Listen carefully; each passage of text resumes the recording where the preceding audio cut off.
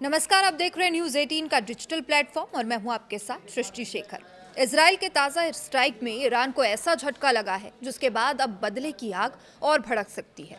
तो आखिर क्या हुआ है और सबसे बड़ा सवाल यह है कि अब ईरान क्या करेगा। ईरान ने खुद माना है कि इजरायली हमले में इस्लामिक रिवॉल्यूशनरी गार्ड कॉर्प्स यानी कि IRGC के प्रवक्ता अली मोहम्मद नैनी भी मारे गए हैं। और सिर्फ यही नहीं, एक और हमले में बासिज फोर्स के खुफिया प्रमुख इस्माइल अहमदी की मौत हो गई है। ये कोई आम अफसर नहीं थे, ये वो लोग थे जो ईरान की सैन्य रणनीति और अंदरूनी सुरक्षा की रीढ़ थे। नैनी क्यों थे इतने अहम? अली मोहम्मद नैनी सिर्फ प्रवक्ता नहीं, IRGC का चेहरा, उसकी आवाज़ और उसकी रणनीतिक सोच का हिस्सा भी थे। उन्हें 2024 में IRGC प्रमुख हुसैन सलामी ने चुना और वो बार बार दुनिया को चेतावनी देते थे कि ईरान के पास ऐसे मिसाइल और ड्रोन हैं जो अभी तक इस्तेमाल ही नहीं हुए हैं। और सबसे बड़ी बात, उन्होंने हाल ही में कहा था कि ईरान 6 महीने तक लगातार हाई इंटेंसिटी वॉर लड़ सकता है, यानी तैयारी पूरी थी, लेकिन हमला पहले हो गया। अब इस्माइल अहमदी अंदरूनी ताकत माने जाते थे। ये व्यक्ति सामने कम दिखता था लेकिन असर बहुत बड़ा था। बासिज फोर्स के इंटेलिजेंस चीफ के तौर पर वो ईरान के अंदर हर गतिविधि पर नज़र रखते थे।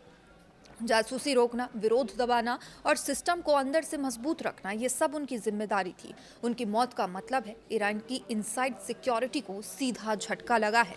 अब इजराइल ने दावा किया है कि उसने 130 से ज़्यादा सैन्य ठिकानों को निशाना बनाया। इसमें शामिल है ballistic missile site, drone launch base, air defence system. Israel साफ कह रहा है कि वो ईरान को कमज़ोर कर रहा है और आसमान पर अपना कंट्रोल बढ़ा रहा है। यानी ये सिर्फ हमला नहीं, पूरी रणनीति है। अब असली सवाल उठता है कि क्या ईरान इसका बदला लेगा, और लेगा तो कैसे? क्या ये बदला खतरनाक होगा? तो देखिए, सीधा मिसाइल हमला इजराइल पर ईरान कर सकता है। Proxy war, Lebanon, Syria, Yemen से भी हमला कर सकता है। साइबर अटैक और लंबा और थकाऊ युद्ध है। लेकिन एक और एंगल से इसे समझिए, जब टॉप लीडरशिप टारगेट होती है तो जवाब और ज़्यादा आक्रामक हो जाता है और यही चीज़ इस संघर्ष को और खतरनाक बना देती है। अब खतरे की घंटी मिडिल ईस्ट अब बारूद के ढेर पर बैठा हुआ है और एक तरफ इजराइल की आक्रामक रणनीति, दूसरी तरफ ईरान की बदले की तैयारी। अगर ये टकराव बढ़ता है तो इसका असर सिर्फ इन दो देशों तक सीमित नहीं रहेगा, पूरी दुनिया इसकी चपेट में आ सकती है। तो आप क्या सोचते हैं कि ईरान अब बड़ा हमला करेगा? ज़रूर बताइएगा और कमेंट करके अपनी राय ज़रूर रखिएगा और चैनल को ज़रूर सब्सक्राइब करिएगा। न्यूज़ 18 देखते रहिए। नमस्कार।